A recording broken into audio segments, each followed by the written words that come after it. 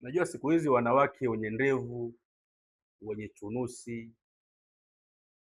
wenye sura ngumu kama ya kwangu, eh, wenye nywele kifuani, tumboni, wanajiona kama hawana matatizo, wanajifariji kwamba siko na shida.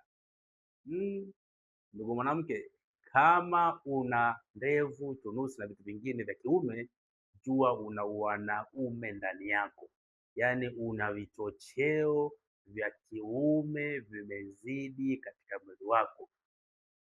Unaweza ukawa na ugonjwa wa PCOS, kwa maana ya mvurugiko wa vichocheo katika mwili, ambao unapelekea pamoja na dalili zingine kama kukosa hamu ya mapenzi, hasira za hapa na pale, kunenepa bila sababu, periodi kubadilika badilika, kutokupata mimba au mimba kuharibika. Utakuwa pia na hizo dalili kama ndevu na vitu vingine, na sauti inakuwa ni nzito nzito. Sasa kama uko hivyo, ndo mwanamke, hayo mambo yanatatulika, yanatibika. Ndevu zinaondoka, chunusi zinaondoka, kifua kinakuwa kama cha mwanamke, tumbo linakuwa kama la mwanamke, yaani yale nywele yote yanaondoka. Kwa kufanyaje?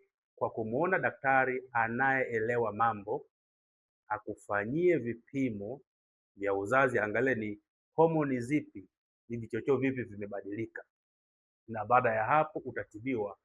Piga dozi kwa muda wa miezi mitatu, fuata masharti utakaopewa, na kwa hakika hayo nywele na chunusi zitaondoka, utakuwa salama. Acha kusema huna shida.